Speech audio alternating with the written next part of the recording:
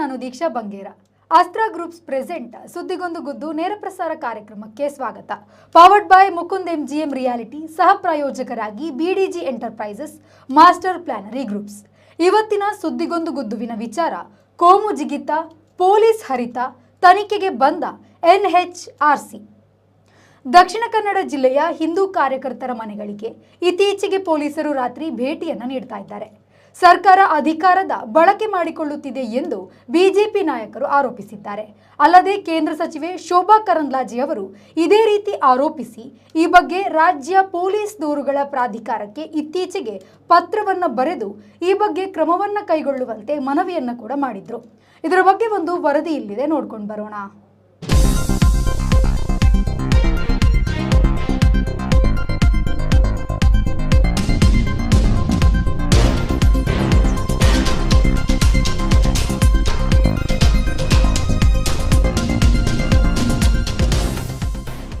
ದಕ್ಷಿಣ ಕನ್ನಡ ಜಿಲ್ಲೆಯ ಹಿಂದೂ ಕಾರ್ಯಕರ್ತರ ಮನೆಗಳಿಗೆ ಇತ್ತೀಚೆಗೆ ಪೊಲೀಸರು ರಾತ್ರಿಯ ವೇಳೆ ಭೇಟಿ ನೀಡುತ್ತಿದ್ದಾರೆ. ಸರ್ಕಾರ ಅಧಿಕಾರದ ದುರ್ಬಳಕೆ ಮಾಡಿಕೊಳ್ಳುತ್ತಿದೆ ಎಂಬ ಆರೋಪವನ್ನ ಬಿಜೆಪಿ ನಾಯಕರು ಮಾಡಿದ್ರು.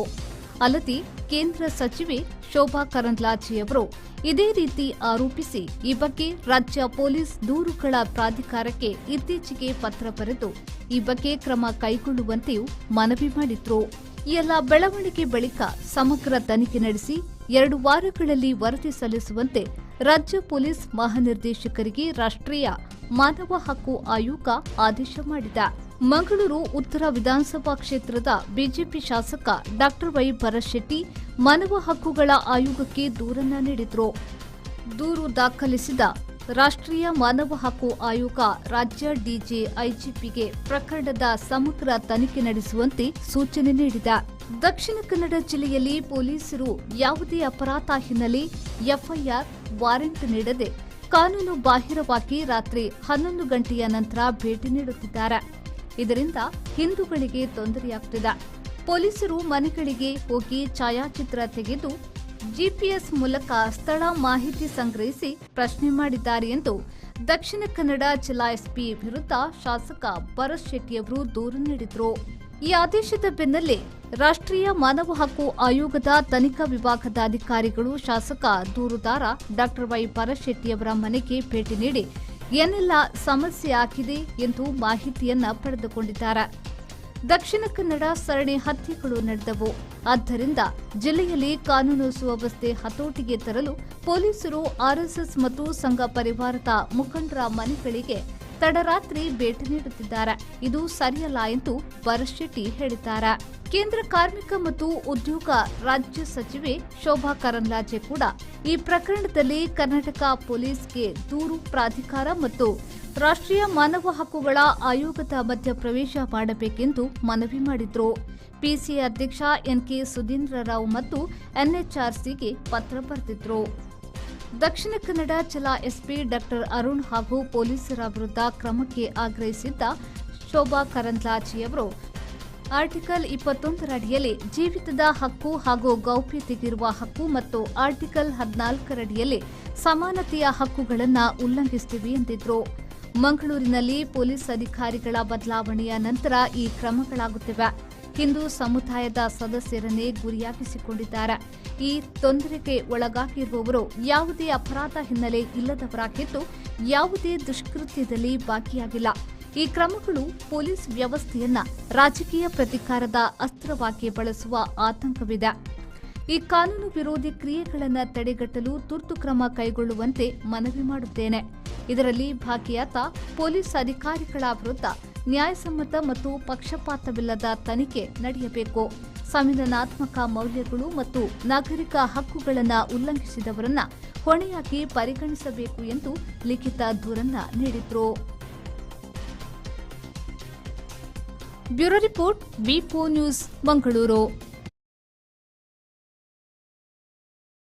ಇದರ ಬಗ್ಗೆ ಮಾತನಾಡೋದಕ್ಕೆ ನಮ್ಮ ಜೊತೆ ಇವತ್ತು ಮೋಹನ್ ಬೋಳಂಗಡಿ ಸರ್ ಇದ್ದಾರೆ. ಸರ್, ಕಾರ್ಯಕ್ರಮಕ್ಕೆ ಸ್ವಾಗತ. ಸರ್, ಮುಖ್ಯವಾಗಿ ಪೊಲೀಸರು ಹಿಂದೂ ಕಾರ್ಯಕರ್ತರ ಮನೆಗಳಿಗೆ ರಾತ್ರಿ ಸಮಯದಲ್ಲಿ ಭೇಟಿ ನೀಡುವ ಉದ್ದೇಶ ಆದರೂ ಏನಿರ್ಬೋದು ಸರ್? ನೋಡಿ, ಹಿಂದೂ ಕಾರ್ಯಕರ್ತರು ಅಂತ ಇಲ್ಲಿ ನೀವು ಪಾಯಿಂಟ್ ಔಟ್ ಮಾಡಿಕೊಳ್ಳುವಂಥ ಅವಶ್ಯಕತೆ ಇಲ್ಲ. ಅವರು ಸಾರ್ವಜನಿಕರು.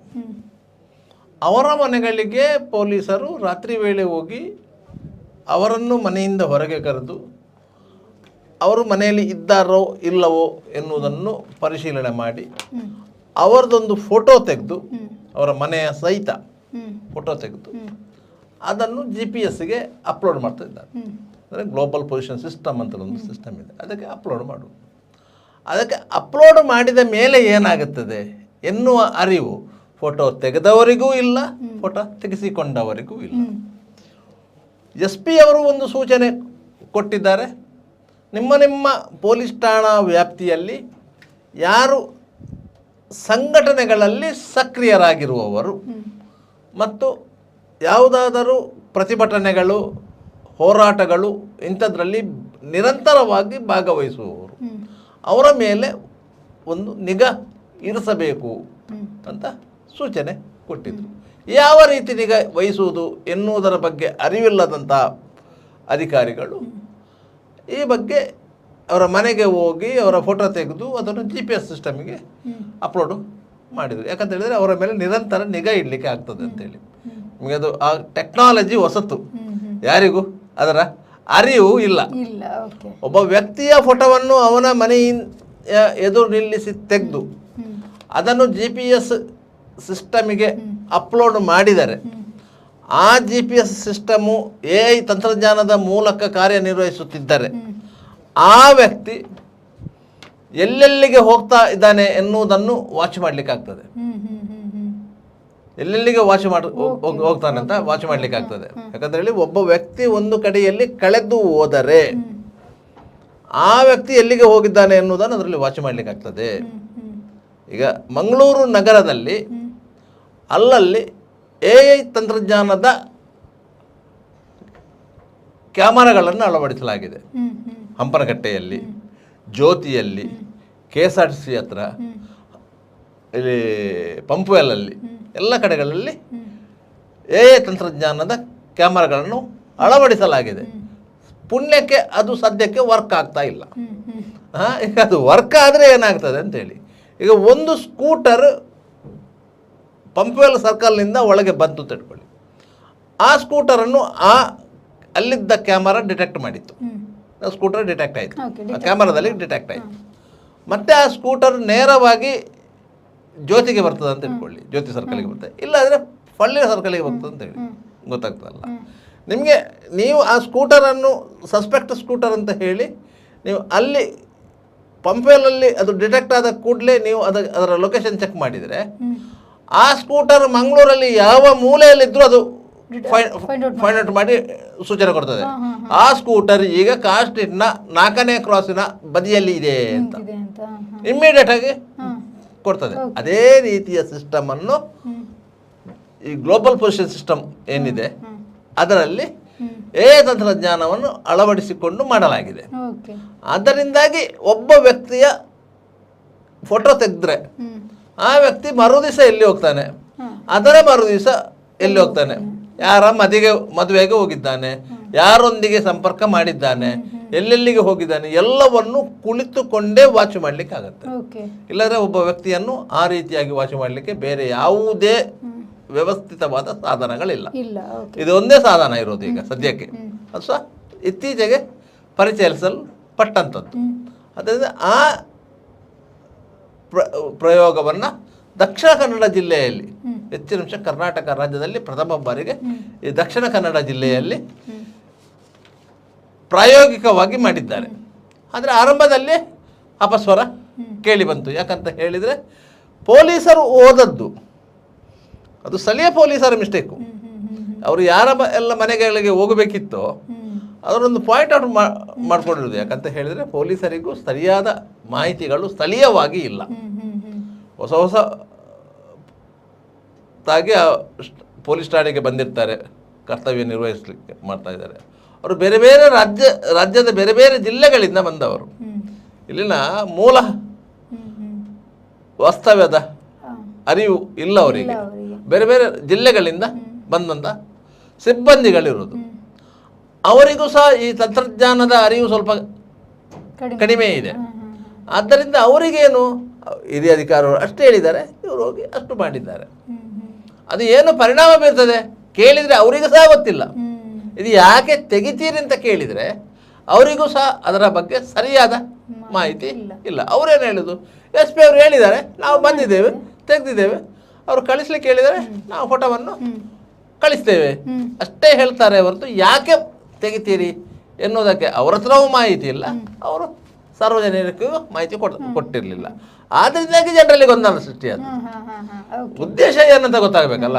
ಒಬ್ಬರ ಖಾಸಗಿತನವಾದ ಹಕ್ಕನ್ನು ನೀವು ಕಸಿದುಕೊಳ್ಳುವಂಥ ಪ್ರಯತ್ನವನ್ನು ಮಾಡಿದಾಗ ಅವ ಸಹಜವಾಗಿಯೇ ಪ್ರತಿಭಟನೆ ಮಾಡ್ತಾನೆ. ಇದು ಏನಾಯಿತು, ಒಂದೇ ಸಮುದಾಯದ ಜನರ ಮನೆಗಳಿಗೆ ಪೊಲೀಸರು ಹೋದರು, ಅದು ಸಹ ಅಪರಾತ್ರಿಯಲ್ಲಿ, ಹೊತ್ತಲ್ಲದಲ್ಲೇ ಹೊತ್ತಿನಲ್ಲಿ. ಒಂದು ಮನೆಗಳಿಗೆ ಹೋದರೆ, ಒಂದು ಗ್ರಾಮಾಂತರ ಪ್ರದೇಶದ ಮನೆಗಳಿಗೆ ಹೋದರೆ ಮನೆಯವರು ಸಹಜವಾಗಿಯೇ ಹೆದರ್ತಾರೆ. ಬಂದವ ಪೊಲೀಸರ ವೇಷದಲ್ಲಿ ಬಂದಂತಹ ಕಳ್ಳನ ದರೋಡೆಕೋರನ ಏನಂತ ಗೊತ್ತಾಗುವುದಿಲ್ಲ. ಆದ್ದರಿಂದಾಗಿ ಅವರು ಸಹಜವಾಗಿಯೇ ಹೆದರಿದ್ದಾರೆ. ಆದ್ದರಿಂದಾಗಿ ಅವರೆಲ್ಲರೂ ಒಟ್ಟಾಗಿ ಪೊಲೀಸ್ ಸ್ಟೇಷನ್ಗೆ ಹೋಗಿದ್ದಾರೆ. ನಿಮಗೆ ನಮ್ಮ ಬಗ್ಗೆ ಮಾಹಿತಿಗಳು ಬೇಕಾದರೆ ನಾವೇ ಬಂದು ಕೊಡ್ತೇವೆ, ನೀವು ಫೋನ್ ಮಾಡಿದ್ರೆ ಸಾಕು ನಾವು ಬರ್ತೇವೆ, ನೀವು ಮನೆಗೆ ಬಂದು ತೊಂದರೆ ಕೊಡಬೇಡಿ ಅಂತೇಳಿ. ಕೆಲವು ಸಮಯಗಳ ಹಿಂದೆ ಹಾಗೆ ಆಗಿತ್ತು. ಮೂಡಬಿದ್ರೆ ಮತ್ತು ವೇಣೂರು ಪೊಲೀಸ್ ಸ್ಟೇಷನ್ ವ್ಯಾಪ್ತಿಯ ಒಂದು ಮನೆಗೆ 4 ಮಂದಿ ಹೋದರು. 4 ಮಂದಿ ಹೋದರು. ಹೋಗಿ ಬಾಗಿಲು ತಟ್ಟಿದ್ರು. ಬಾಗಿಲು ತಟ್ಟಿದಾಗ ಅವನು ಸ್ವಲ್ಪ ಕಿಟಕಿಯಲ್ಲಿ ನೋಡುವಾಗ ಖಾಸಗಿ ವಾಹನ ಒಂದು ರಸ್ತೆ ಬದಿಯಲ್ಲಿ ನಿಂತಿತ್ತು. ಒಂದು 4 ಮಂದಿ ಅಂಗಳಕ್ಕೆ ಬಂದಿದ್ದಾರೆ. ಅವನಿಗೆ ಸಹಜವಾಗಿ ಹೆದರಿಕೆ ಆಯಿತು. ಆತ ಏನು ಮಾಡಿದ, 112ಗೆ ಫೋನ್ ಮಾಡಿದ. 112ಗೆ ಫೋನ್ ಮಾಡಿ ಹೇಳಿದ, ನನ್ನ ಮನೆಗೆ ನಕ್ಸಲರು ಬಂದಿದ್ದಾರೆ ಅಂತೇಳಿ. ಯಾಕೆ ಅವನಿಗೆ ಗೊತ್ತಿಲ್ಲಲ್ಲ ಯಾರು ಬಂದಿದ್ದಾರೆ ಅಂತೇಳಿ. ಆದ್ದರಿಂದಾಗಿ ಅವ ನಕ್ಸಲರು ಬಂದಿದ್ದಾರೆ ಅಂತ ಫೋನ್ ಮಾಡಿದ. ಎಲ್ಲ 112ನವರು ಇಮ್ಮಿಡಿಯೇಟ್ ಆಗಿ ಮಾಹಿತಿಗಳನ್ನು ಕೊಟ್ಟರು, ಇಂತಿಂಥ ಮನೆಗೆ ನಕ್ಸಲರು ಬಂದಿದ್ದಾರೆ ಅಂತೇಳಿ. ಅವ್ರು ಏನು ಮಾಡಿದರು, ವೇಣೂರು ಪೊಲೀಸ್ ಸ್ಟೇಷನ್ಗೆ ಮಾಹಿತಿ ಕೊಟ್ಟರು. ಈಗ ಅದು ಮನೆ ವೇಣೂರು ಪೊಲೀಸ್ ಸ್ಟೇಷನ್ ವ್ಯಾಪ್ತಿಯಲ್ಲಿ ವೇಣೂರು ಪೊಲೀಸರಿಗೆ ಮಾಹಿತಿ ಕೊಟ್ಟರು. ಈಗ ಇಂತಿಂಥ ಮನೆಯಲ್ಲಿ ನಕ್ಸಲರು ಬಂದಿದ್ದಾರೆ ಅಂತೇಳಿ. ಇಷ್ಟೊತ್ತಿಗೆ ಡಿಸ್ಟ್ರಿಕ್ಟ್ ಕಂಟ್ರೋಲ್ ರೂಮ್ಗೆ ಮಾಹಿತಿ ಬಂದಿದ್ದು. ಡಿಸ್ಟ್ರಿಕ್ಟ್ ಕಂಟ್ರೋಲ್ ರೂಮ್ನವರು ವೇಣೂರಿಗೆ ಕೊಟ್ಟರು. ಬೆಳ್ತಂಗಡಿ ಸರ್ಕಲ್ ಇನ್ಸ್ಪೆಕ್ಟರ್ಗೆ ಮಾಹಿತಿ ಹೋಯಿತು, SP ಅವರಿಗೆ ಮಾಹಿತಿ ಹೋಯಿತು, ಎಲ್ರಿಗೂ ಹೋಯಿತು. ನಕ್ಸಲರು ಬಂದಿದ್ದಾರೆ ಅಂತ ಹೇಳಿದ ಕೂಡಲೇ ಅದು ಸೀರಿಯಸ್ ಇಶ್ಯೂ. ಆದ್ದರಿಂದ ಎಲ್ಲ ಪೊಲೀಸರು ಅಷ್ಟೊತ್ತಿಗೆ ಯಾರು ಹೋಗಿದ್ದಾರೆ ಅವ್ರಿಗೆ ಗೊತ್ತಾಯಿತು ಇದು ಏನು ಎಡವಟ್ಟು ಆಯಿತು. ಹೋಗಿರೋದು ಯಾರು, ಮೂಡಬಿದ್ರೆ ಪೊಲೀಸರು ಹೋಗಿರೋದು. ಅಷ್ಟೊತ್ತಿಗೆ ಎಡವಟ್ಟಾಯ್ತು ಅಂತ ಗೊತ್ತಾದ ಕೂಡಲೇ ಮೂಡಬಿದ್ರೆ ಇನ್ಸ್ಪೆಕ್ಟ್ರು ಸಂದೇಶ್ ಅವರು ಕಂಟ್ರೋಲ್ ರೂಮಿಗೆ ಹೇಳಿದರು, ಇಲ್ಲ ನಾವೊಂದು ಕಂಪ್ಲೇಂಟ್ನ ಆಧಾರದಲ್ಲಿ ನಾವು ಅಲ್ಲಿಗೆ ಹೋಗಿದ್ದೇವೆ ಹೊರತು ಮತ್ತೇನಿಲ್ಲ, ನಾವು ಅಲ್ಲಿಂದ ವಾಪಸ್ ಬಂದಿದ್ದೇವೆ ಅವರು ಇಲ್ಲ ಅಂತ ಗೊತ್ತಾದ ಮೇಲೆ ಅಂತೇಳಿ. ಇದು ವಾಸ್ತವ ಏನು ಅಂತ ಹೇಳಿದರೆ, ಅವ ಯಾರಿಗೋ ಒಬ್ಬ ಮೋಸ ಮಾಡಿದ್ದಾನೆ ಆ ಮನೆಯಲ್ಲಿದ್ದವನು, ಅವನನ್ನು ಹಿಡಿಲಿಕ್ಕಂತೇಳಿ ಮೂಡಬಿದ್ರೆ ಪೊಲೀಸರು ಹೋಗಿದ್ದಾರೆ. ಅದನ್ನು ಆತ ನಕ್ಸಲ್ ಅಂತ ಹೇಳಿ ಟರ್ನ್ ಮಾಡಿ ಬಚಾವಾಗಿದ್ದಾನೆ. ಅದರಿಂದಾಗಿ ನೀವು ರಾತ್ರಿ ವೇಳೆಗೆ ಹೋಗುವಾಗ ನೀವು ಸಂಬಂಧಪಟ್ಟಂತಹ ಪೊಲೀಸ್ ಠಾಣೆಗೆ ಮಾಹಿತಿ ಕೊಟ್ಟು ಹೋಗಬೇಕಿತ್ತು.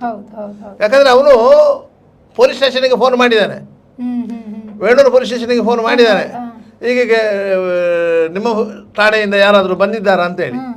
ಯಾಕಂದರೆ ಅವನಿಗೆ ಗೊತ್ತಿತ್ತಲ್ಲ ಮೋಸ ಮಾಡಿದವನಿಗೆ ಇದು ಯಾವತ್ತಾದರೂ ಪೊಲೀಸರು ಬರ್ತಾರೆ ಅಂತೇಳಿ. ವೇಣೂರು ಪೊಲೀಸರು ಹೇಳಿದರೆ ನಾವು ಬರಲಿಲ್ಲ, ನಮಗೆ ಗೊತ್ತಿಲ್ಲ ಅಂತ ಹೇಳಿದ್ದಾರೆ. ಆ ಕಾರಣಕ್ಕಾಗಿ ಅವನು ಬೇರೆ ದಾರಿ ನೋಡ್ಕೊಂಡಿದ್ದಾನೆ. ಹಾಗೆ ಇದು ಸಹ ಅಷ್ಟೇ, ಅವ್ರು ಮಾಡಿದ್ದು ಒಳ್ಳೆಯ ಉದ್ದೇಶವೇ ಇರ್ಬೋದು, ಅಲ್ಲ ಅಂತ ನಾವು ಹೇಳೋದಿಲ್ಲ. ಇದಕ್ಕೆ ಸಂಬಂಧಪಟ್ಟಾಗೆ ಸರ್, ಇತ್ತೀಚೆಗೆ ರಾಜ್ಯ ಪೊಲೀಸ್ ದೂರುಗಳ ಪ್ರಾಧಿಕಾರಕ್ಕೆ ಕೇಂದ್ರ ಸಚಿವೆಯಾದಂತಹ ಶೋಭಾ ಕರಂದ್ಲಾಜೆ ಅವರು ಪತ್ರವನ್ನು ಬರೆದಿದ್ರು. ಮಾತ್ರವಲ್ಲದೆ ಶಾಸಕ ಭರತ್ ಶೆಟ್ಟಿ ಅವರು ಕೂಡ ದೂರು ನೀಡಿದ್ರು. ಅದಕ್ಕೆ ಮಾನವ ಹಕ್ಕು ಆಯೋಗದವರು ಭರತ್ ಶೆಟ್ಟಿ ಸರ್ ಮನೆಗೆ ಹೋಗಿ ಮಾತುಕತೆಗಳನ್ನೆಲ್ಲ ನಡೆಸಿದ್ರು. ಸರ್ ಅದ್ರ ಬಗ್ಗೆ ನೀವೇನು ಹೇಳ್ತೀರಾ? ನೋಡಿ, ಈ ಘಟನೆ ಆದ ಕೂಡಲೇ ಹಿಂದೂ ಪರ ಸಂಘಟನೆಗಳು ಎಚ್ಚೆತ್ತುಕೊಂಡವು. ಯಾಕಂದರೆ ಇದು ಕೇವಲ ಕಡಬದಲ್ಲಿ ಆದದ್ದಲ್ಲ, ಇದೇ ರೀತಿ ಇಡೀ ದಕ್ಷಿಣ ಕನ್ನಡ ಜಿಲ್ಲೆಯಲ್ಲೂ ಆಗ್ಬೋದು. ಎಲ್ಲ ಪೊಲೀಸರು ಈ ರೀತಿಯ ಇದನ್ನು ಮಾಡ್ಬೋದು. ಅದರಿಂದ ಇದಕ್ಕೆ ನಾವು ಕಾನೂನಾತ್ಮಕವಾಗಿ ಪ್ರತಿಭಟನೆ ಮಾಡಬೇಕು ಅಂತೇಳಿ ಕಡಬ ಪೊಲೀಸ್ ಸ್ಟೇಷನ್ನ ಬಾಗಿಲಿಗೆ ಹೋದರು, ಗಲಾಟೆ ಪ್ರತಿಭಟನೆ ಅಂತ ಮಾಡಿದರು. ಪೊಲೀಸರು ಅವರ ಮೇಲೂ ಒಂದು ಕೇಸು ದಾಖಲು ಮಾಡಿಕೊಂಡ್ರು, ಅನುಮತಿ ಇಲ್ಲದೆ ಪ್ರತಿಭಟನೆ ಮಾಡಿದರು ಅಂತೇಳಿ. ನೋಡುವಾಗ ಏನು ಪೊಲೀಸ್ ಸ್ಟೇಷನ್ಗೆ ಹೋಗಿ ಪ್ರತಿಭಟನೆ ಮಾಡಿದರು ಅಂತ ಹೇಳಿ ಅಕ್ರಮ ಒಕ್ಕೂಟ ಸೇರಿದ್ರು. ಈಗ ಪೊಲೀಸ್ ಸ್ಟೇಷನ್ ಅನ್ನೋದು ಸಾರ್ವಜನಿಕ ಆಸ್ತಿಯೇ ಹೊರತು ಇಲಾಖೆಯ ಆಸ್ತಿ ಅಲ್ಲ. ಆ ಪೊಲೀಸ್ ಸ್ಟೇಷನ್ಗೆ ಒಬ್ಬ ಸಾರ್ವಜನಿಕರು ಒಬ್ಬಂಟಿಯಾಗಿ ಹೋಗಲಿ, ಇಬ್ಬರು ಹೋಗಲಿ, ಒಂದು 4 ಮಂದಿ ಹೋದ್ರು ಅದು ಅಕ್ರಮ ಅಲ್ಲ. ಅದನ್ನು ನೀವು ಅಕ್ರಮ ಕೂಟ ಅಂತ ಹೇಳಲಿಕ್ಕೆ ಬರುವುದೇ ಇಲ್ಲ. ನೀವು ಅಲ್ಲಿ ಹೋಗಿ ಪ್ರತಿಭಟನೆ ಮಾಡಿದರೆ, ಘೋಷಣೆಗಳನ್ನು ಕೂಗಿದರೆ ಮಾತ್ರ ನೀವು ಅನುಮತಿ ಪಡೆದಿಲ್ಲ ಅಂತ ಹೇಳಿ ಒಂದು ಕೇಸು ದಾಖಲು ಮಾಡಿಕೊಳ್ಳಬಹುದು ಹೊರತು ನೀವು ಹೋದದ್ದಕ್ಕೆ ನೀವು ಮಾಡಲಿಕ್ಕೆ ಬರೋದಿಲ್ಲ. ಯಾಕಂದರೆ ಯಾವುದೇ ಸಬ್ ಇನ್ಸ್ಪೆಕ್ಟರ್ ಆಗಿರಲಿ, ಇನ್ಸ್ಪೆಕ್ಟರ್ ಆಗಿರಲಿ, ಅವರದ್ದು ಖಾಸಗಿ ಸೊತ್ತು ಅಲ್ಲ, ಅದು ಏನಿದ್ರು ಸರ್ಕಾರಿ ಸೊತ್ತು. ಆದರೆ ಪೊಲೀಸರು ಆ ರೀತಿಯಾಗಿ ಒಂದು ಕೇಸು ದಾಖಲು ಮಾಡಿಕೊಂಡು ಮತ್ತೆ ಅದು ಕೇಸನ್ನು ಮತ್ತೆ ಕ್ಲೋಸ್ ಮಾಡ್ತಾರೆ, ಅದು ಪ್ರಶ್ನೆ ಬೇರೆ. ಈ ವಿಚಾರವನ್ನು ಇದು ಇಡೀ ಜಿಲ್ಲೆಗೆ ಹರಡುವುದು ಬೇಡ ಎನ್ನುವ ನಿಟ್ಟಿನಲ್ಲಿ ಇದಕ್ಕೆ ಕಾನೂನಾತ್ಮಕವಾಗಿಯೇ ನಾವು ತಲೆ ನೀಡಬೇಕು ಅಂತ ಹೇಳಿ ರಾಜ್ಯ ಪೊಲೀಸ್ ದೂರು ಪ್ರಾಧಿಕಾರ ಅಂತ ಒಂದಿದೆ. ಅದಕ್ಕೆ ಒಂದು ಅಧ್ಯಕ್ಷರಿದ್ದಾರೆ, ಒಂದು 4 ಮಂದಿ ಸದಸ್ಯರಿದ್ದಾರೆ. ದಕ್ಷಿಣ ಕನ್ನಡ ಜಿಲ್ಲೆಯ ಒಬ್ಬರು ನೆಲ್ಯಾಡಿಯವರೊಬ್ಬರೇನೋ ಅದಕ್ಕೆ ಸದಸ್ಯರಾಗಿದ್ದಾರೆ. ಆ ದೂರು ಪ್ರಾಧಿಕಾರಕ್ಕೆ ದೂರು ಕೊಟ್ಟಿದ್ದಾರೆ. ಆ ದೂರನ್ನು ಅವರು ಪರಿಶೀಲನೆ ಮಾಡ್ತಾರೆ. ಅದ ನಂತರ ಜಿಲ್ಲಾ SP ಅವರಿಂದ ಅದಕ್ಕೆ ಒಂದು ಕ್ಲಾರಿಫಿಕೇಶನ್ ಕೇಳ್ತಾರೆ, ನೀವು ಓದದ್ದು ಯಾಕೆ ಅಂತ. ಅದಕ್ಕೆ ಸಮಂಜಸವಾದ ಉತ್ತರವನ್ನು ಕೊಟ್ಟರೆ ಆ ದೂರು ಅಲ್ಲಿಗೆ ಕ್ಲೋಸ್ ಆಗುತ್ತೆ. ಇದು ಆ್ಯಕ್ಚುಲಿ ಆ ದೂರು ಪ್ರಾಧಿಕಾರವನ್ನು ಯಾಕೆ ಸರ್ಕಾರ ಮಾಡಿದೆ ಅಂತ ಹೇಳಿದರೆ, ವಿವಿಧ ಪೊಲೀಸ್ ಠಾಣೆಗಳಲ್ಲಿ ಸಾರ್ವಜನಿಕರ ಮೇಲೆ ಮಾನವ ಹಕ್ಕುಗಳ ಉಲ್ಲಂಘನೆ ಆಗ್ತಾ ಇತ್ತು.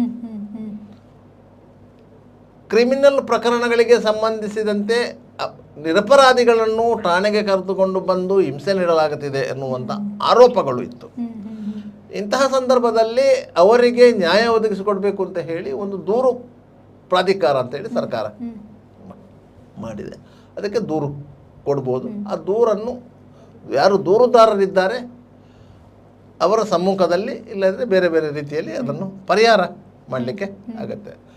ಮತ್ತು ಒಂದು ವೇಳೆ ಆ ದೂರು ಪ್ರಾಧಿಕಾರಕ್ಕೆ ಪೊಲೀಸ್ ಅಧಿಕಾರಿಗಳು ಮಾಡಿದ್ದು ತಪ್ಪು, ಕಾನೂನಿನ ಉಲ್ಲಂಘನೆ ಎನ್ನುವುದು ಖಚಿತವಾದರೆ ಅವರ ಮೇಲೆ ಶಿಸ್ತು ಕ್ರಮ ಕೈಗೊಳ್ಳಲಿಕ್ಕೆ ಸರ್ಕಾರಕ್ಕೆ ಅವರು ಶಿಫಾರಸು ಮಾಡ್ತಾರೆ ಹೊರತು ಅವರ ಮೇಲೆ ಯಾವುದೇ ರೀತಿಯ ಕಾನೂನು ಕ್ರಮ ಕೈಗೊಳ್ಳಲಿಕ್ಕೆ ದೂರು ಪ್ರಾಧಿಕಾರಕ್ಕೆ ಅಧಿಕಾರ ಇಲ್ಲ. ಆದ್ದರಿಂದ ಇದನ್ನು ಸಹ ಅವರು ದೂರು ಪ್ರಾಧಿಕಾರಕ್ಕೆ ದೂರು ಕೊಟ್ಟಿದ್ರು. ಇದರ ಬಗ್ಗೆ ನಾವು ಹೆಚ್ಚಿನ ಮಾಹಿತಿಯನ್ನ ಶಾಸಕರಾದಂತಹ ಡಾಕ್ಟರ್ ವೈ ಭರತ್ ಶೆಟ್ಟಿ ಅವರ ಹತ್ರ ಕೇಳೋಣ. ನಮಸ್ತೆ ಸರ್. ನಮಸ್ತೆ ಸರ್, ಈಗಾಗಲೇ ನಿಮ್ಮ ಮನೆಗೆ ಮಾನವ ಹಕ್ಕು ಆಯೋಗದ ತಂಡವು ಭೇಟಿ ಮಾಡಿರೋದು, ಮತ್ತೆ ಅವರು ಯಾವ ಉದ್ದೇಶಕ್ಕಾಗಿ ಬಂದಿದ್ರು, ಏನೆಲ್ಲ ಮಾತುಕತೆ ಆಯಿತು ಅನ್ನೋದನ್ನ ನೀವೀಗ ನಮಗೆ ಒಂದು ಸ್ವಲ್ಪ ಮಾಹಿತಿ ನೀಡಬೇಕು. ಈಗ ನ್ಯಾಷನಲ್ ಹ್ಯೂಮನ್ ರೈಟ್ಸ್ ಕಮಿಷನ್ ಏನಿದೆ, ಮಾನವ ಹಕ್ಕು ಆಯೋಗ, ಅದಕ್ಕೆ ನಮ್ಮಿಂದ ಕಂಪ್ಲೇಂಟ್ ಲಾಂಚ್ ಮಾಡಿದ್ದೇನೆ.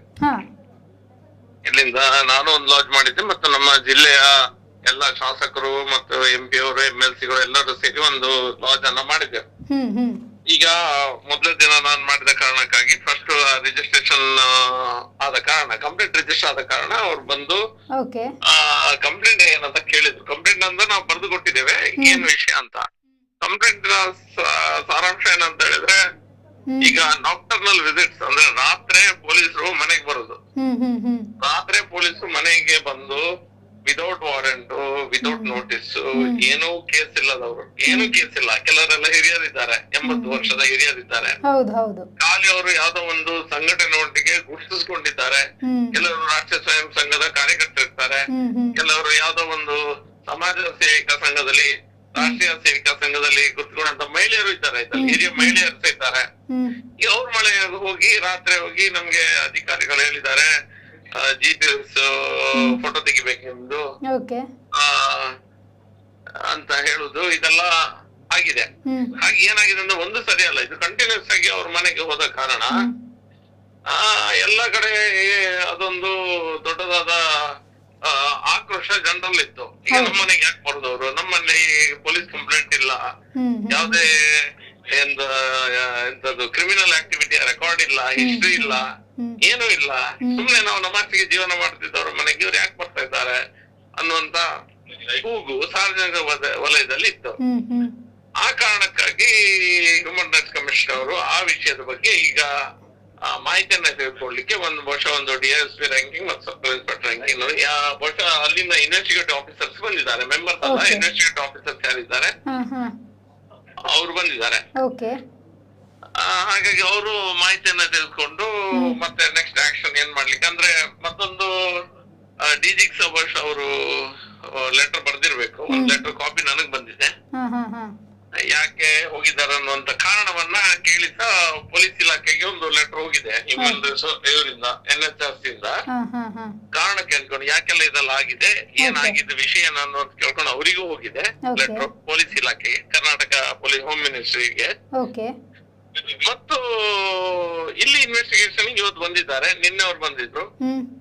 ನನ್ನ ಹತ್ರ ನಮ್ಮ ಸ್ಟೇಟ್ಮೆಂಟ್ ಅನ್ನು ತೆಗೆದುಕೊಂಡಿದ್ದಾರೆ. ಮತ್ತೆ ಇಲ್ಲಿ ಯಾರೀಗ ಮುಖ್ಯವಾಗಿ ಅದರಿಂದ ಯಾರು ಈ ಘಟನೆಗಳಿಂದ ಸಮಸ್ಯೆ ಆಗಿದೆ ಅವರನ್ನ ಮಾತಾಡ್ಸ್ಲಿಕ್ಕೆ ಅವರೀಗ ಗ್ರಾಮಾಂತರ ಸುಳ್ಯ ಪುತ್ತೂರು ಸೈಡ್ ಅಲ್ಲಿ ಇವತ್ತು ಬಹುಶಃ ಆ ಸೈಡ್ ಅಲ್ಲಿ ಇದ್ದಾರೆ ಅವರು ಅಧಿಕಾರಿಗಳು.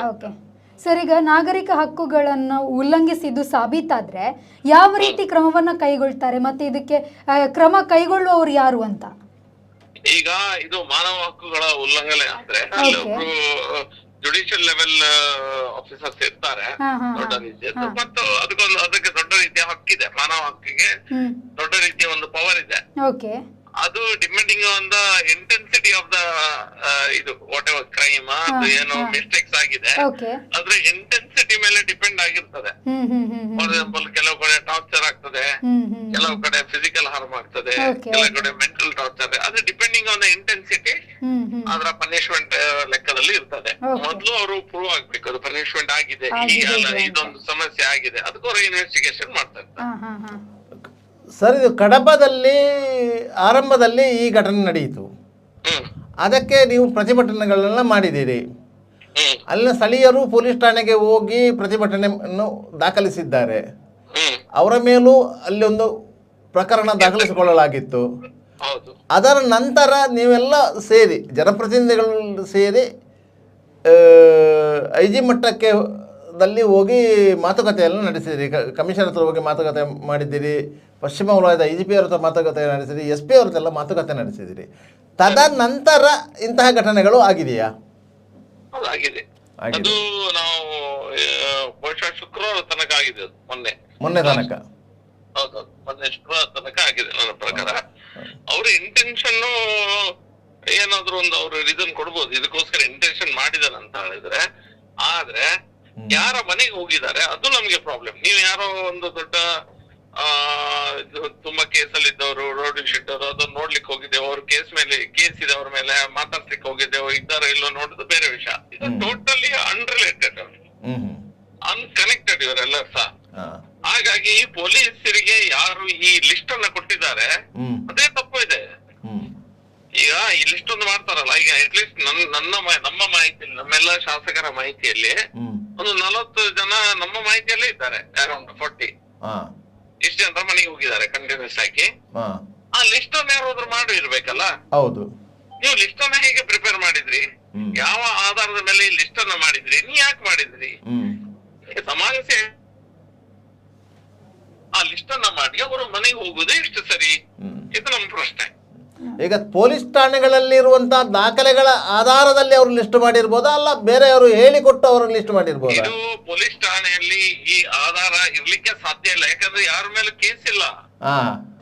ಈಗ ನೀವು ಯಾವ್ದು ನೋಡಿ, ಮತ್ತೊಂದು ನಾನು ಕೇಳಿದೆ, ಹಿಂದೂ ಸಂಘಟನೆ ಹಿಂದೂ ಕಮ್ಯುನಲ್ ಆರ್ಗನೈಸೇಷನ್ ಒಟ್ಟಿಗೆ ಯಾರು ತೊಡಗಿಸಿಕೊಂಡಿರ್ತಾರೆ ಅಂತ.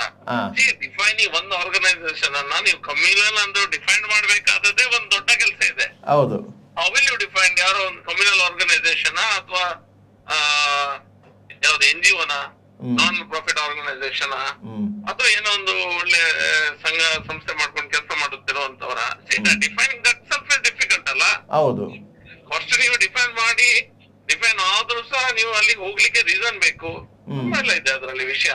ರಾಷ್ಟ್ರೀಯ ಸೇವಿಕಾ ಸಂಘದ ಮಹಿಳೆಯರ ಮನೆಗೆ ಸಹ ನೀವು ಹೋಗ್ತೀರಾ ಅಂತ ಹೇಳಿದ್ರೆ ಮಹಿಳೆಯರು ಆಯ್ತಾ, ಮನೆಗೆ ಹೋಗಿ ಅವರು ನೀವು ಹೊರಗೆ ಬನ್ನಿ ಮಾಡೋದೇವ ಅದೆಲ್ಲ ಹೇಳ್ತಾರೆ. ಅಷ್ಟೇ ಅಂತ ಏನರ್ಥ? ಯಾರನ್ನ ಟಾರ್ಗೆಟ್ ಮಾಡ್ತಾ ಇದ್ದೀರಿ?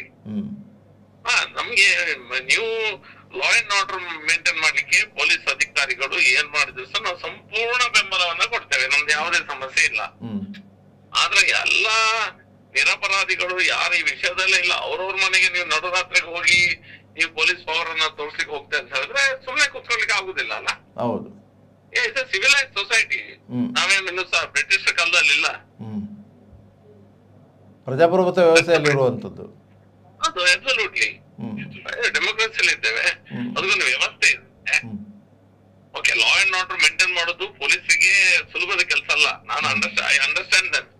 ಪೊಲೀಸ್ ಆಫೀಸರ್ಸ್ ಎಲ್ಲ ಒಳ್ಳೆ ಪೊಲೀಸ್ ಆಫೀಸರ್ಸ್ ಇದ್ದಾರೆ, ಅವ್ರಿಗೆ ಫ್ರೀ ಹ್ಯಾಂಡ್ ಕೊಟ್ರೆ ಮಾಡ್ತಾರೆ. ಆದ್ರೆ ಅದಕ್ಕೂ ಸಹ ಒಂದು ಲಿಮಿಟ್ ಇರ್ತದೆ ಡೆಮೋಕ್ರಸಿಯಲ್ಲಿ. ಎಲ್ಲದಕ್ಕೂ ಯಾವ್ದು ಎಷ್ಟು ತನಕ ನೀವು ಪೊಲೀಸ್ ಫೋರ್ಸ್ ಅನ್ನ ಅಥವಾ ಫಿಸಿಕಲ್ ಫೋರ್ಸ್ ಅನ್ನ ಯೂಸ್ ಮಾಡಬಹುದು ಅನ್ನೋದು ಸಹ ಲಿಮಿಟ್ ಇದೆ. ಪವರ್ ಇದೆ ಅಂತ ಅದನ್ನ ಮಿಸ್ಯೂಸ್ ಮಾಡಿದ್ರೆ ಆಗ್ತದ ಕೂತ್ಕೊಂಡು ಕೇಳಲಿಕ್ಕೆ? That is the only point. ಈಗ ಇದು ರಾತ್ರಿ ಹೋಗುವುದನ್ನು ಹೊರತುಪಡಿಸಿ ಹಗಲು ಹೊತ್ತಲ್ಲಿ ಹೋಗಿ ವಿಚಾರಣೆ ಮಾಡಿದ್ರೆ ಏನಾದ್ರು ಸಮಸ್ಯೆ ಇತ್ತಾ? ನೋಡಿ, ನೀವು ಯಾರ ಮನೆಗೆ ಹೋಗುದಾದ್ರು ಸಹ ರೀಸನ್ ಬೇಕಲ್ಲ. ಹೌದು, ನೀವು ರೀಸನ್ ಹೇಳಿ ಹೋಗಿ. ಹೋಗ್ಬಾರ್ದಂತ ಹೇಳಲ್ಲ, ನೀವು ರೀಸನ್ ಕೊಡುದಿಲ್ಲ ಅಲ್ಲ. ಹೋಗ್ಬೇಕಾದ್ರೆ ನೋಟಿಸ್ ಕೊಡ್ಬೇಕು ನೀವು, ಕರೆಕ್ಟಾ?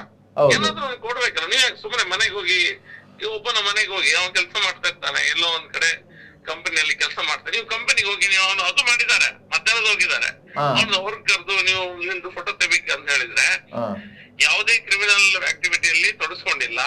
ಆಗ ಅವನ ಕಂಪನಿಯವರು, ಅವನ ಸಹೋದ್ಯೋಗಿಗಳು, ನೇಬರ್ಸ್ ಏನ್ ಯೋಚನೆ ಮಾಡ್ತಾರೆ? ಯಾಕೆ ಇವರು ಫೋಟೋ ತೆಗಿತಿದ್ದಾರೆ ಅನ್ನೋದು ಬರುದಿಲ್ವಾ? ಹೌದು, ಮೆಂಟಲ್ ಟಾರ್ಚರ್ ಅಲ್ವಾ? ಆಗ ಅವನು ಏನಾದ್ರು ತಪ್ಪು ಮಾಡಿದ್ರೆ ಅಥವಾ ಏನಾದ್ರು ಇತಿಹಾಸ ಇದ್ರೆ ಒಂದು ವಿಷಯ.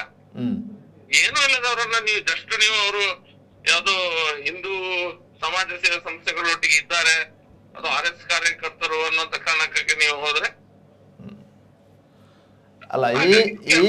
ಈ ಹಿಂದೆ ಕೆಲವರ ಮೇಲೆ ವಿವಿಧ ಕಾರಣಗಳಿಗಾಗಿ ಕೇಸು ದಾಖಲಾದಂತಹ ಘಟನೆಗಳೂ ಇದೆ. ಅಂಥವರನ್ನು ಹೊರತುಪಡಿಸಿ ಇವರು ಕೆಲವರ ಮನೆಗಳಿಗೆ ಹೋಗಿದ್ದಾರೆ ಅಂತ ಹೇಳ್ತೀರಾ? ಅಬ್ಸಲ್ಯೂಟ್ಲಿ ಎಕ್ಸಾಕ್ಟ್ ಪಾಯಿಂಟ್ ಅದೇ. ಅಬ್ಸಲ್ಯೂಟ್ಲಿ ನಮ್ದು ಅದೇ ಪಾಯಿಂಟ್. ಸೊ ನಮ್ಗೆ ಲೀಗಲಿ ರಿಲೀಫ್ ನಮ್ಗೆ ಎಲ್ಲಿ ಸಿಗ್ತದೆ? ಡೆಮೋಕ್ರಸಿಯಲ್ಲಿ ನಮ್ಗೆ ಅವಕಾಶ ಇದೆ, ಎಲ್ಲೆಲ್ಲ ಹೋಗ್ಲಿಕ್ಕೆಲ್ಲ ಅವಕಾಶ ಇದೆ. ಅಲ್ಲಿ ಎಲ್ಲ ಹೋಗಿದ್ದಾರೆ. ಅಲ್ಲೊಬ್ರು ಯಾರು ನಮ್ಮ ಮಿನಿಸ್ಟರ್ ಶೋಭಾ ಕರಂದ್ಲಾಜೆ ಇರ್ಬೋದು, ಮತ್ತಿಬ್ರು ಲಾಯರ್ಸ್, ಕೆಲವರು ಪೊಲೀಸ್ ಕಮಿಷನ್ ಅಥಾರಿಟಿಗೆ ಹೋಗಿ ಕಂಪ್ಲೇಂಟ್ ಕೊಟ್ಟಿದ್ದಾರೆ. ಅಲ್ಲಿಂದ ಸಹ ನೋಟಿಸ್ ಬಂದಿದೆ. ಹ್ಯೂಮನ್ ರೈಟ್ಸ್ ಕಮಿಷನ್ ಗೆ ನಾನು ಮತ್ತು ಉಳಿದ ಶಾಸಕರು ಎಲ್ಲರೂ ಸಹ ಸೇರಿ ನಾವು ನಾನೊಬ್ನೇ ಅಲ್ಲ, ಎಲ್ಲರೂ ಸೇರಿ ಕೊಟ್ಟಿದ್ದೇವೆ. ಅದು ಕೊಟ್ಟಿದ್ದೇವೆ, ಅದು ಸಹ ಅದು ಕೇಳ್ಕೊಂಡು ಬಂದಿದ್ದಾರೆ. ಇದೆಲ್ಲ ಬೇರೆ ಬೇರೆ ರೀತಿಯಿಂದ ಲೀಗಲ್ ರಿಲೀಫ್ ಅಲ್ಲ. ಎಲ್ಲಾದ್ರೂ ರಿಲೀಫ್ ಅನ್ನ ತಗೊಳ್ಬೇಕಲ್ಲ. ನಮ್ಗೆ ಅವಕಾಶ ಇದೆ ಇಲ್ಲ ಹೋಗ್ಲಿಕ್ಕೆ, ನಾವೆಲ್ಲ ಸಹ ಅದನ್ನ ಯೂಸ್ ಮಾಡ್ತಾ ಇದ್ದೇವೆ. ಹಾಗಾದ್ರೆ ನೀವುಗಳು ಈ ಬಗ್ಗೆ ನ್ಯಾಯಯುತವಾದಂತಹ ಒಂದು ಹೋರಾಟದಲ್ಲಿ ಸಕ್ರಿಯರಾಗಿದ್ದೀರಿ ಅಂತ ಹೇಳಿ? 100% ನ್ಯಾಯಯುತವಾಗಿ ಈ ಪ್ರಜಾಪ್ರಭುತ್ವದಲ್ಲಿ ನಮ್ಮ ಅವಕಾಶ, ನಮ್ಮ ರೈಟ್ಸ್ ಏನಿದೆ ಅದನ್ನ ಯೂಸ್ ಮಾಡಿ ನಾವು ಹೋರಾಟ ಮಾಡ್ತಾ ಇದ್ದೇವೆ. ನಮ್ಮ ಧ್ವನಿಯನ್ನ ನೀವು ಖಾಲಿ ಹಿಂದೂ ಅನ್ನುವಂತ ಕಾರಣಕ್ಕಾಗಿ ನೀವೇನೋ ಮೇಲೆಗಳಿಗೆ ಮಾಡ್ತೀರಾ ಅಂತ ಹೇಳಿದ್ರೆ ತಡ್ಕೊಳ್ಲಿಕ್ಕೆ ಸಾಧ್ಯ ಇಲ್ಲ. That is a basic point. ಸರ್ಕಾರದ ಇಂಟೆನ್ಷನ್ ಏನು, ಸರ್ಕಾರ ಯಾಕೆ ಈ ರೀತಿ ಮಾಡ್ತಾ ಇದೆ, ಪ್ರಶ್ನೆ ಬರ್ತದಲ್ಲ. ಕೆಲವು ದಿನಗಳ ಹಿಂದೆ ಒಂದು 36 ಮಂದಿಯನ್ನ ಗಡಿಪಾರು ಮಾಡ್ಲಿಕ್ಕೆ ಅಂತ ಹೇಳಿದ್ರೆ ನೋಟಿಸ್ ಕೊಟ್ರು. ಅದರಲ್ಲಿ 21 ಮಂದಿ ಹಿಂದೂ ಪರ ಸಂಘಟನೆಗಳಲ್ಲಿ ಗುರುತಿಸಿಕೊಂಡವರು ಇದ್ರು. ಅದರ ಕಾನೂನು ಪ್ರಕ್ರಿಯೆಗಳು ಎಲ್ಲಿವರೆಗೆ ಮುಟ್ಟಿದೆ? ಈಗ ಅದೇನಾಗಿದೆ ಅಂತ ಹೇಳಿದ್ರೆ, ಅದು ನಾವು SP ಅವ್ರ ಹತ್ರ ಮಾತಾಡಿದಾಗ ಅವ್ರಿಗೆ ನಮ್ಗೆ ಬಂದ ಮಾಹಿತಿ ಏನಂತ ಹೇಳಿದ್ರೆ, ಅದು ಈ ಲಿಸ್ಟ್ ಗಡಿಪಾರು ಮಾಡ್ಲಿಕ್ಕೆ ಒಂದು ಫೈಲ್ ಪ್ರಿಪೇರ್ ಮಾಡ್ಬೇಕಾಗ್ತದೆ. ಈ ಫೈಲ್ ಪ್ರಿಪರೇಷನ್ ಅವರು ಹೊಸದಾಗಿ ಬಂದ SP ಅವರು ಬರ್ಲಿಕ್ಕಿಂತ ಮುಂಚೆನೆ ಆ ಫೈಲ್ ಪ್ರಿಪರೇಷನ್ ಆಗಿದೆ. ಅದು ಅವ್ರು ಬಂದ SP ಅವರು ಬಂದಂತ ಟೈಮಲ್ಲೇ ಇದು ಹೊರಗೆ ಬಂದಿದೆ ಅಷ್ಟೇ. ಅಂದ್ರೆ ಅದು 2 months 3 months ಇಂದಾನೆ ಸರ್ಕಾರ ತಯಾರು ಮಾಡಿದೆ ಈ ಲಿಸ್ಟ್ ಅನ್ನ. ಆ ಲಿಸ್ಟ್ ಸಹ ತಲೆಬುಡ ಇಲ್ಲ. ಆ ಲಿಸ್ಟ್ ಸಹ ಅದು ಯಾರು ಆಕ್ಟಿವ್ ಆಗಿಲ್ಲ, ಅವ್ರದ್ದು ಹೆಸರಲ್ಲೇ ಇದೆ ಅದರಲ್ಲಿ. ಯಾರು ಹಿಂದೆಲ್ಲ ಕೇಸ್ ಇತ್ತು, ಯಾವುದೇ ಕೇಸ್ ಇಲ್ಲದೆ ಸಾರ್ವಜನಿಕ ವಲಯದಲ್ಲಿ ಜೀವನ ಮಾಡ್ತಿದ್ದಾರೆ, ಅವ್ರ ಹೆಸರು ಸಹ ಇತ್ತು ಅದರಲ್ಲಿ. ಎರಡೂ ಸಮುದಾಯಗಳ ಜನರ ಹೆಸರುಗಳು ಇತ್ತು. ಇದೆ ಈಗ ಫಾರ್ ಎಕ್ಸಾಂಪಲ್ ಎರಡು ಮುಸ್ಲಿಮರ ಹೆಸರು ಇದೆ, ಹದಿನೈದು ಅದ್ರಲ್ಲಿ ಯಾರಂತ ನಮ್ಗೆ ಅವ್ರು ಯಾರಲ್ಲ ಅಂತ ನಮಗೆ ಗೊತ್ತಿದೆ. ಇಷ್ಟೊಳಗೆ ಕೇಳಿದ ಹೆಸರಲ್ಲ, ಇಷ್ಟೊಳಗೆ ಯಾವುದೇ ನಾವು ಕೇಳಿದ ಹೆಸರಲ್ಲ ಅದೆಲ್ಲ. ಹಾಗಾಗಿ ಹೊಸ SP ಅವರು ಬರ್ಲಿಕ್ಕಿಂತ ಮುಂಚೆನೆ ಈ ಲಿಸ್ಟ್ ಆಗಿತ್ತು. ಈ ತಡಿಪಾರ್ ಮಾಡಿದಂತ ಲಿಸ್ಟ್ ಏನಿದೆ, ಹೌದು, ಹೊಸ SP ಅವರು ಬರ್ಲಿಕ್ಕಿಂತ ಮುಂಚೆ ಆಗಿದ್ದು ಆದಂತ ಲಿಸ್ಟ್. ಬಹುಶಃ ನಮ್ಮ ಗುಮಾನಿ ಏನಂತ ಸರ್ಕಾರ ಬೇಕಂತಲೇ ಈ ಕೆಲವರನ್ನ ತಡಿಪಾರ್ ಮಾಡಿದೆ ಅಂತ ತೋರಿಸಲಿಕ್ಕೆ ಆ ಲಿಸ್ಟ್ ಅನ್ನ ಮಾಡಿದ್ದಾರೆ. ಅಲ್ಲ, ಪೊಲೀಸರೇ ಕೆಲವರನ್ನ ಗುರಿ ಮಾಡಿಕೊಂಡು ಇಂಥ ಲಿಸ್ಟ್ ರೆಡಿ ಮಾಡಿರ್ಬೋದಾ? ಗುಡಿ ಮಾಡಿರ್ಬೋದು, ಹಾಗೆ ಅಂತ ತೋರ್ತದೆ. ಯಾಕಂತಂದ್ರೆ ಸುಮ್ನೆ ಅದ್ರಲ್ಲಿ ತುಂಬಾ ಯಾವುದೇ ಕೇಸಲ್ಲಿ ಈಗ ಇಲ್ಲ ಅಂತ ಅವ್ರ ಹೆಸರಲ್ಲೇ ಇದೆ. ಹೊಸ SP ಅವ್ರ ಹತ್ರ ಕೇಳಿದಾಗ ಅವರಿಗೆ ಅದು ಮಾಹಿತಿ ಇರ್ಲಿಲ್ಲ. ಯಾಕಂತಂದ್ರೆ ಅವ್ರು ಬರ್ಲಿಕ್ಕಿಂತ ಮುಂಚೆನೆ ಈ ಲಿಸ್ಟ್ ಆಗಿದೆ ಅನ್ನುವಂತ ಮಾಹಿತಿಯನ್ನು ನಮ್ಗೆ ಕೊಟ್ಟಿದ್ರು. ಅಲ್ಲ, ಪೊಲೀಸ್ ಇಲಾಖೆ ಯಾವುದೇ ಒಂದು ಲಿಸ್ಟ್ ಮಾಡುವಾಗ ಅವರಲ್ಲಿರುವ ದಾಖಲೆಗಳನ್ನು ಪರಿಶೀಲನೆ ಮಾಡಿ ಲಿಸ್ಟ್ ಮಾಡುವುದಲ್ವಾ? ಅದೇ, ಅದು ಫೈಲ್ ಬಿಲ್ಡಪ್ ಮಾಡ್ಲಿಕ್ಕೆ 2 ತಿಂಗಳು ಬೇಕಾಗ್ತದೆ. ಬಿಲ್ಡಪ್ ಮಾಡುವಾಗ ಅವ್ರಿಗೆ ಕೆಲವುದನ್ನ ಪ್ಲಸ್ ಕೆಲವು ಮೈನಸ್ ಮಾಡಿದ್ದಾರೆ. ಈಗ ಅದಕ್ಕೆ ಬೇಕಾಗಲ್ಲ 107 110 ಎಲ್ಲ ಆಗ್ತಾ ಹೋಗುದವರು. ಆ ರೀತಿಯ ಫೈಲ್ ಬಿಲ್ಡಪ್ ಮಾಡುವ ಪ್ರಯತ್ನವೇ ಅದಲ್ಲವಾ? ಓಕೆ ಓಕೆ, ಧನ್ಯವಾದಗಳು ಸರ್, ನಮ್ಮ ಜೊತೆ ಮಾಹಿತಿ ಹಂಚಿಕೊಂಡಿದ್ದೀವಿ. Thank you sir. ಈಗ ದಕ್ಷಿಣ ಕನ್ನಡ ಜಿಲ್ಲೆಯ ಪೊಲೀಸರ ವಿರುದ್ಧವೇ ತನಿಖೆಗೆ NHRC ಆದೇಶ ಮಾಡಿದೆ ಅಲ್ವಾ? ಇದು ಮೊದಲ ಪ್ರಕರಣವಾ, ಅದೇನು ಅಂತ? ಇಲ್ಲ, ಇದಕ್ಕಿಂತ ಮೊದಲು NHRCಗೆ ಕಂಪ್ಲೇಂಟ್ ಮಾಡಿದಂಥ ಹಲವಾರು ನಿದರ್ಶನಗಳಿವೆ. ಸಾಮಾನ್ಯವಾಗಿ ಏನಂತ ಹೇಳಿದರೆ, ಈ ಪೊಲೀಸರು ಕೆಲವೊಂದು ಕ್ರಿಮಿನಲ್ ಪ್ರಕರಣಗಳಲ್ಲಿ ಆರೋಪಿಗಳನ್ನು ಇಲ್ಲೀಗಲ್ ಕಸ್ಟಡಿಯಲ್ಲಿ ಇಟ್ಟುಕೊಂಡು ಅವರ ಮೇಲೆ ದೈಹಿಕ ದೌರ್ಜನ್ಯ ನಡೆಸಿದಂತಹ ಉದಾಹರಣೆಗಳು ಇವೆ. ಹೆಚ್ಚಾಗಿ ಅದು ಕಳವು ಪ್ರಕರಣಗಳಲ್ಲಿ ಬರ್ತದೆ. ಕಳವು ಪ್ರಕರಣಗಳಲ್ಲಿ ಒಬ್ಬ ಸಂಶಯಿತ ವ್ಯಕ್ತಿಯನ್ನು ಪೊಲೀಸರು ಹಿಡಿದ್ರೆ ಕಾನೂನಿನ ಪ್ರಕಾರ ಆತನನ್ನು 24 ಗಂಟೆಯ ಒಳಗೆ ನ್ಯಾಯಾಲಯದ ಮುಂದೆ ಹಾಜರುಪಡಿಸಲಿಕ್ಕೆ ಸಾಧ್ಯ ಆಗುವುದಿಲ್ಲ.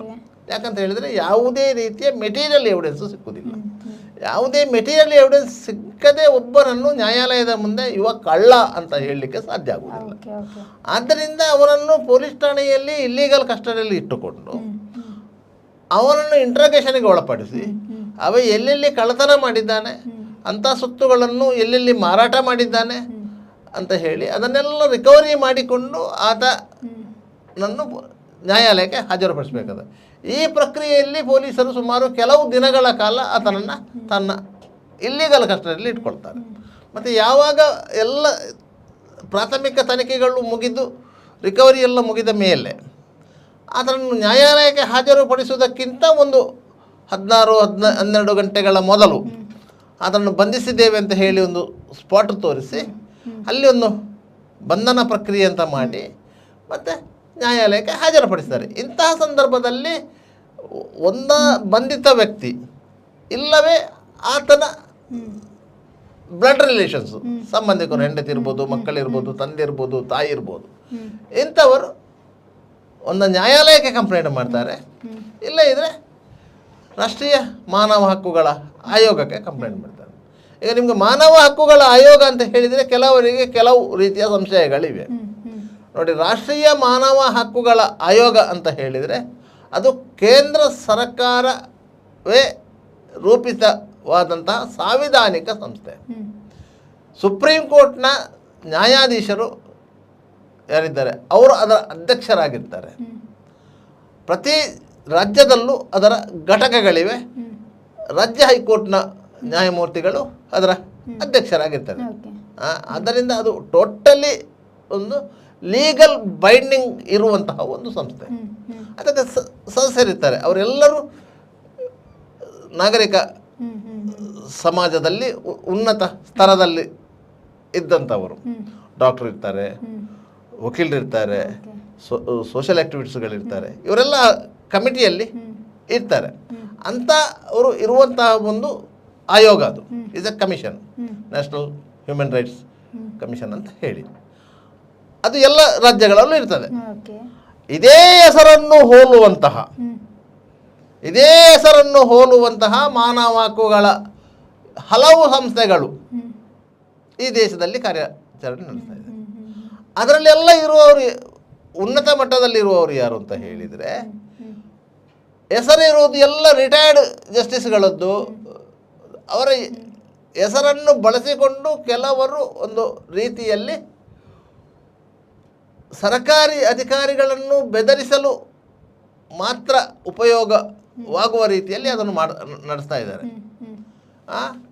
ಅದಕ್ಕೊಂದು ಜಿಲ್ಲಾ ಮಟ್ಟದ ಸಮಿತಿಗಳಿವೆ, ರಾಜ್ಯ ಮಟ್ಟದ ಸಮಿತಿಗಳಿವೆ. ಅಂಥದ್ದು ಕೇವಲ ಒಂದಿರುವುದಲ್ಲ, ಅಂಥದ್ದು ಒಂದು 10 ಮಾನವ ಹಕ್ಕುಗಳ ಆಯೋಗಗಳಿವೆ. ಈಗ PUCL ಅಂತ ಒಂದಿದೆ. ಇದೆಲ್ಲ ಖಾಸಗಿ ಸಂಸ್ಥೆಗಳು. ಉದ್ದೇಶ ಏನೇ ಇರ್ಬೋದು, ಎಲ್ಲವೂ ಸರ್ಕಾರಿ ವ್ಯವಸ್ಥೆಯ ವಿರುದ್ಧ ಹೋರಾಟ ಮಾಡುವಂಥ ಸಂಸ್ಥೆಗಳು. ಇವಾಗ ಕಳ್ಳನನ್ನು ಪೊಲೀಸರು ಹಿಡಿದು ಬಡ್ದಿದ್ದಾರೆ, ಅವನಿಗೆ ಇಂಜುರಿ ಆಗಿದೆ ಅಂತ ಆದಾಗ ಇಂತಹ ಮಾನವ ಹಕ್ಕುಗಳ ಸಂಸ್ಥೆಗಳೇನಿದೆ ಅವರು ಅದರ ಬಗ್ಗೆ ಹೋರಾಟ ಮಾಡ್ತಾರೆ.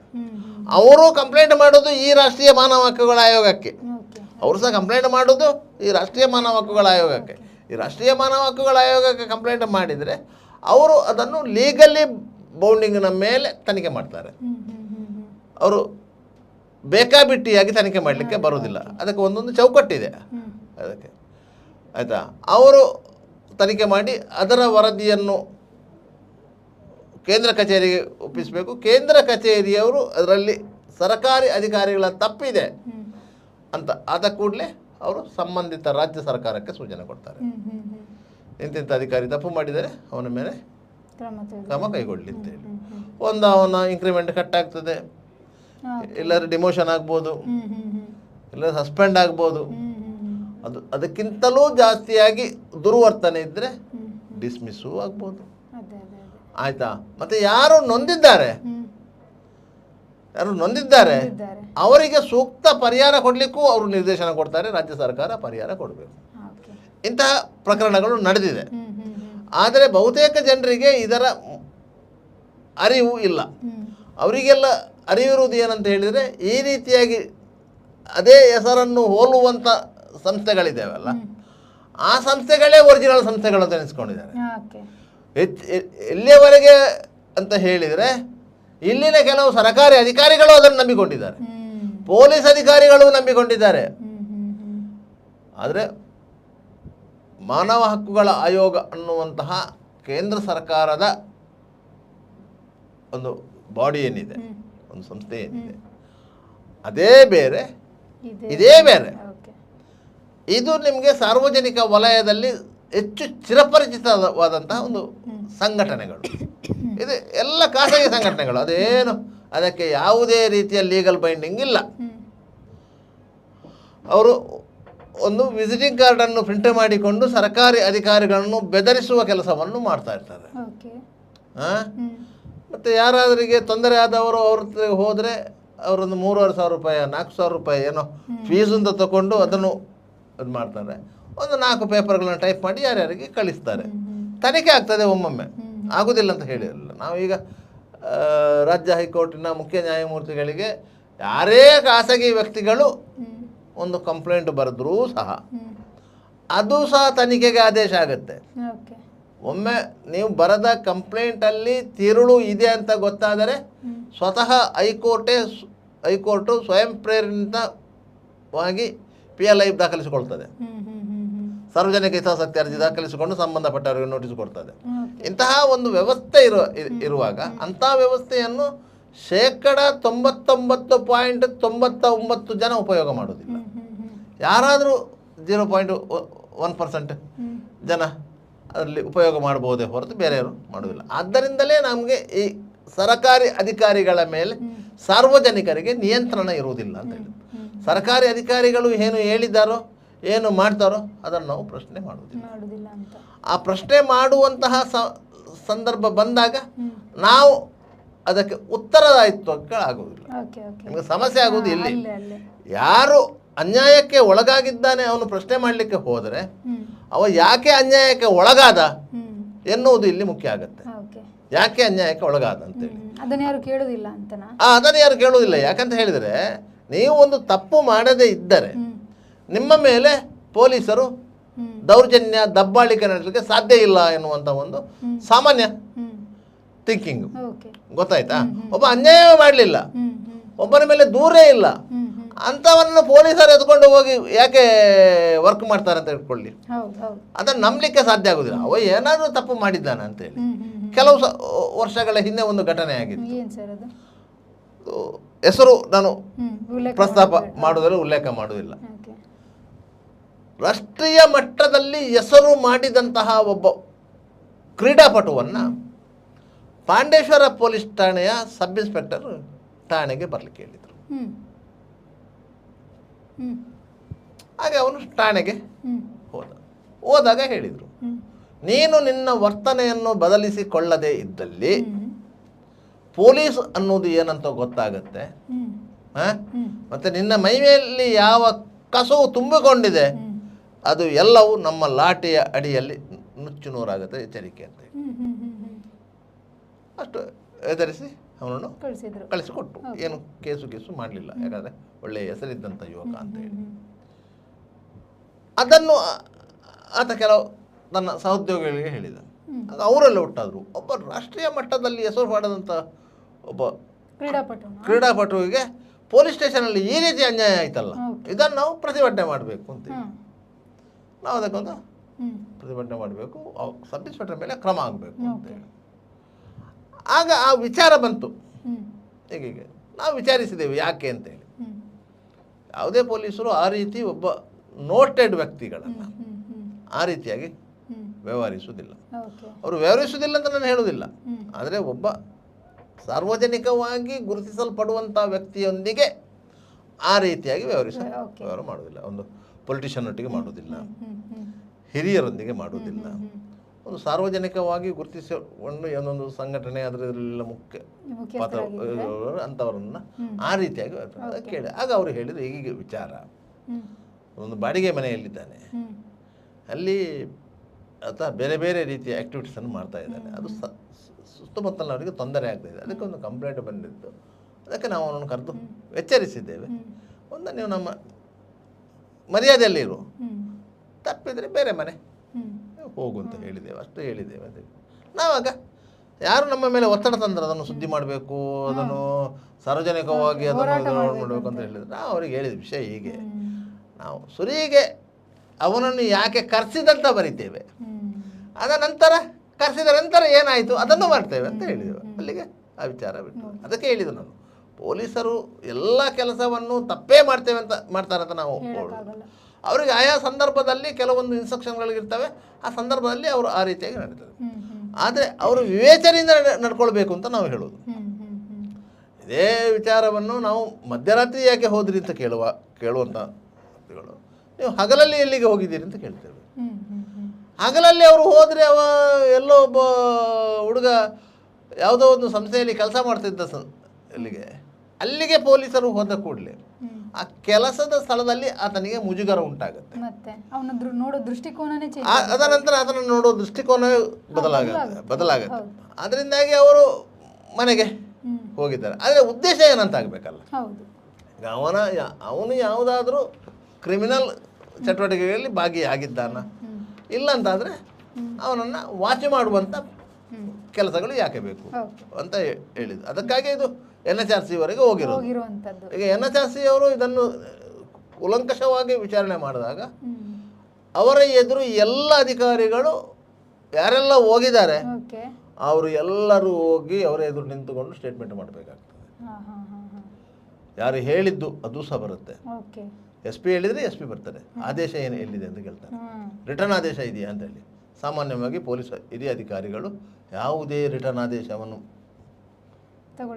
ಕೊಡುವುದಿಲ್ಲ, ಅದು ನಮ್ಮ ಕುತ್ತಿಗೆಗೆ ಬರ್ತದಂತೆ. ಯಾಕಂದರೆ ಅವರಿಗೆ ಅವರ ಸ್ಥಾನವನ್ನು ಉಳಿಸ್ಕೊಳ್ಬೇಕು, ಅದಕ್ಕಾಗಿ ಅವರು ಅಂತ ಆದೇಶವನ್ನು ಮಾಡೋದಿಲ್ಲ. ಇದರಲ್ಲಿ ಅದೇ ರೀತಿ ಆಗಿದೆ ಅಂತ ಕಾಣ್ತದೆ. ನೋಡೋಣ ಇದು ಮುಂದಿನ ದಿನಗಳಲ್ಲಿ ಯಾವ ರೀತಿ ತಿರುವನ್ನು ಪಡ್ಕೊಳ್ಳುತ್ತೆ ಅಂತ. ಇದಾಗಿತ್ತು ಇವತ್ತು ನಮ್ಮ ಸುದ್ದಿಗೊಂದು ಗುದ್ದುವಿನ ವಿಚಾರ. ಮುಂದೆ ಇನ್ನಷ್ಟು ಸುದ್ದಿನ ನಿಮಗೋಸ್ಕರ ತಗೊಂಡು ಬರ್ತೀವಿ. ನಿರಂತರ ಸುದ್ದಿ, ಮಾಹಿತಿ, ಮನೋರಂಜನೆಗಾಗಿ V4 ನ್ಯೂಸ್ನ ಫೇಸ್ಬುಕ್ ಪೇಜ್ನ ಫಾಲೋ ಮಾಡಿ ಹಾಗೂ ಯೂಟ್ಯೂಬ್ ಚಾನಲ್ನ ಸಬ್ಸ್ಕ್ರೈಬ್ ಮಾಡಿ.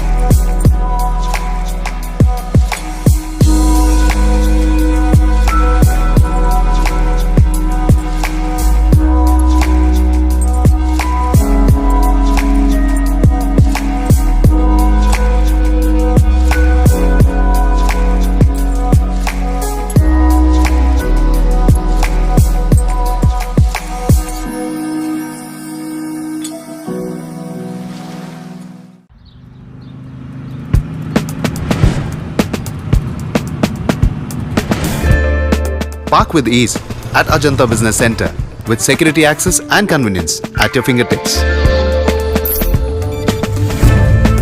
Step into a welcoming lobby where a warm smile greets you and your clients. With top-tier amenities, Ajanta set the stage for our success, leading us to Ashoka Business Center as our next upgrade. Invest in workspaces managed by Vertex. Invest Mart. Invest in Mangaluru.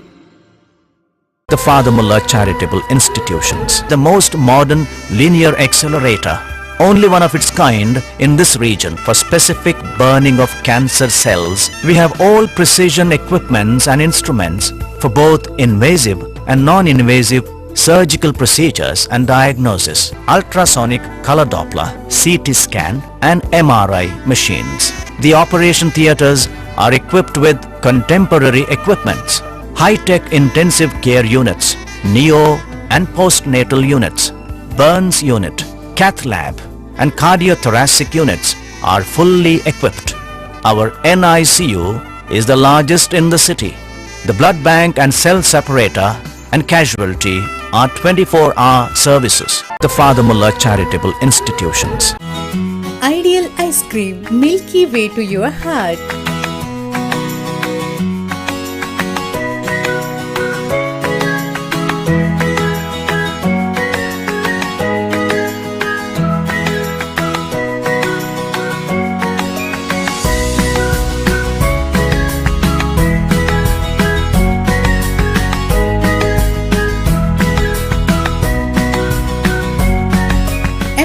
With a variety of fruits and flavored with rich crunch and chips, they treat your taste buds. Ideal ice cream.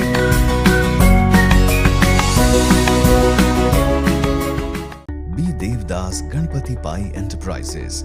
All kinds of quality and attractive material available at one place. Biggest showroom in Mangalore city. Admired by public at large. The showroom of your choice. B. Devdas Ganpati Pai Enterprises near New Chitra Talkies, Mangalore. AJ Hospital and Research Center is a leading advanced tertiary healthcare center of India, serving the coastal citizens and spreading good health across the sea line. AJ Hospital and Research Center is a specialized Medicare center providing service to more than 30 major medical disciplines, embracing new technologies to offer high-level healthcare that matches the best in the country. Our technical and medical expertise include foremost services in cadaveric organ retrieval, drug-eluting stent placement, pediatric lab nephrectomy, ambulance services, dermatology, ENT, nephrology and many more. AJ Hospital and Research Center, Kuntikana, Mangaluru. Call 222-5533. Vasudeva Stores, store for your inner needs. Visit us to find trendy innerwear from major brands.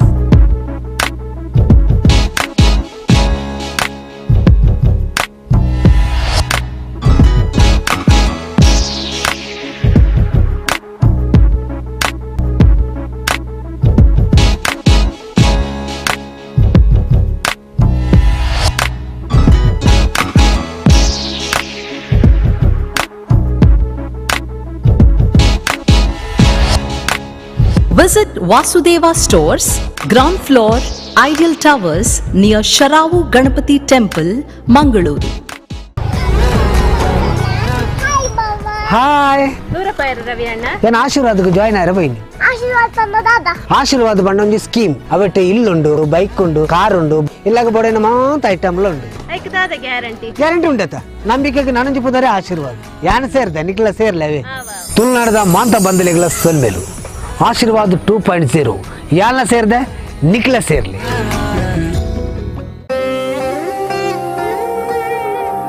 ಆಹಾ, shining ಆದ್ರೆ ಏನೋ missing.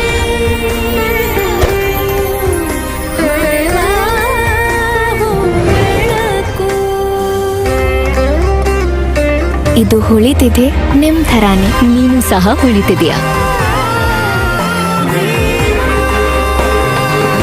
ಶತಮಾನದ ವಾರಸುದಾರಿಕೆಯ ಹೊಸ ಮುಖ ಭೀಮಾ. ಬದಲಾವಣೆ ಹೊಳೆಯುತ್ತಿದೆ.